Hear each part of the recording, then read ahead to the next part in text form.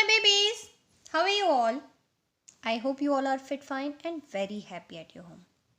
Well babies, आज हम chapter number 3 and more than one का लास्ट पार्ट करने वाले हैं. Yes, हमने इसमें नंबर नेम्स सीख लिए थे अच्छी तरह से, उनकी प्रैक्टिस भी कर ली थी. हमने कन्वर्जन देख लिया, हमने नंबर नेम्स को नंबर में और नंबर को नंबर नेम्स में देख लिया. ठीक है ना. हमने फिर 1 को सिंगुलर, मोर देन 1 को प्लूरल करना भी सीख लिया. राइट.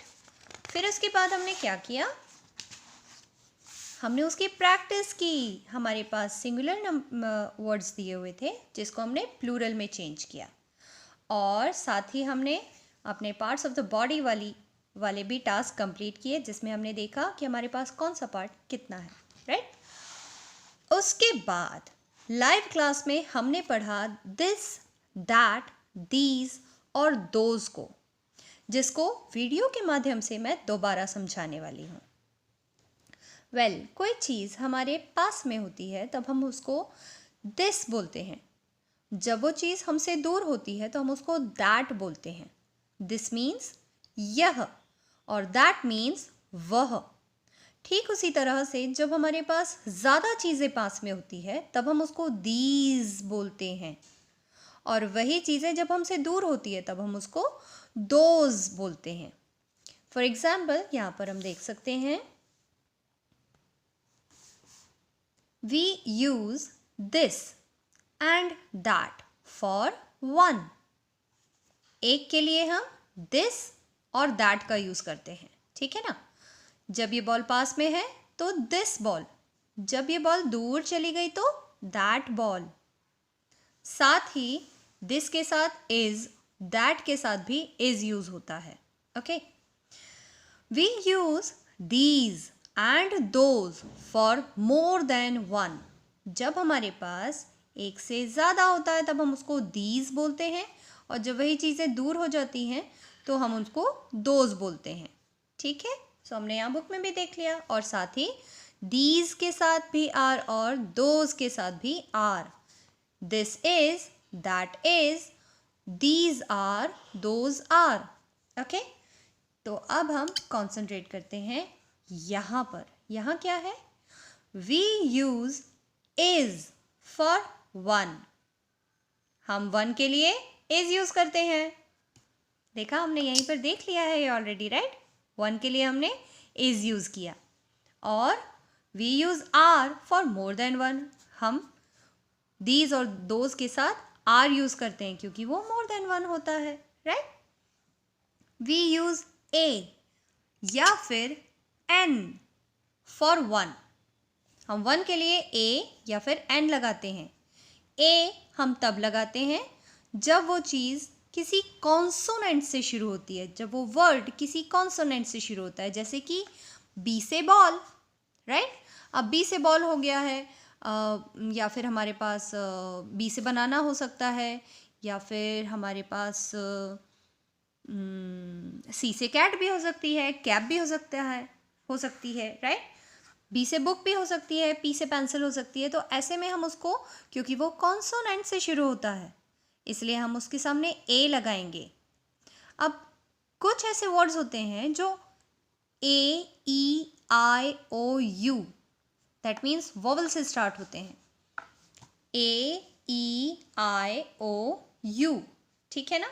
तो 5 वोवल्स में से अगर कोई वर्ड स्टार्ट होता है जो वोवल साउंड भी निकालता है, हम उसको उसके आगे एन लगाते हैं.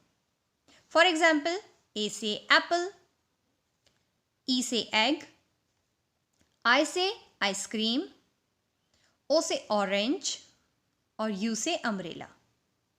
ठीक है. सो हमारे पास ये वाले वर्ड्स जो किसी वोवल से शुरू होते हैं, उनको उनके सामने हम एन लगाते हैं. ठीक है. वी डोंट यूज ए या फिर एन फॉर मोर देन 1. हम मोर देन 1 के लिए ए या एन नहीं लगाते हैं, क्योंकि ए या एन का तो अर्थ ही एक होता है ना. राइट. तो इसीलिए हम ऐसे वर्ड्स के सामने ए या एन नहीं लगाते हैं जो प्लूरल में होता है. अब हम यहाँ पर एग्जाम्पल देखेंगे. देखो, दिस इज अ बनाना. ये देखो ये बनाना पास में है ना, इसीलिए दिस इज अ बनाना। फिर यहाँ पर एप्पल दूर है तो दैट इज एन एप्पल।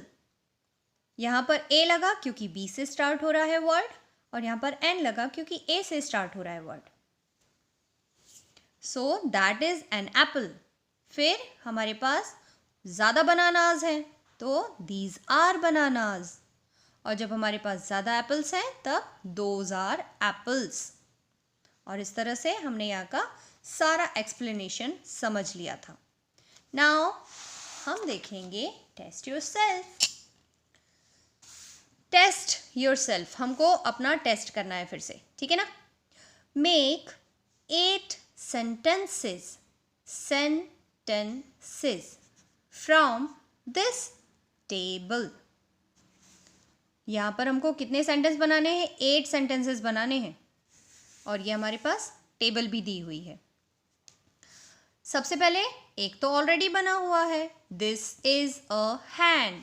ये देखो ये हैंड पास में है बॉय के, इसलिए ये दिस इज अ हैंड है। This is a hand. फिर नेक्स्ट पिक्चर में क्या है? गर्ल से दूर है हैंड, तो हम दैट इज अ हैंड लिखेंगे, ठीक है ना। क्या लिखेंगे? That is a hand. फिर नेक्स्ट पिक्चर में हैंड 1 से ज़्यादा है तो हम हैंड्स वाला सेंटेंस बनाएंगे, और हैंड्स है तो उसके साथ क्या लगाएंगे?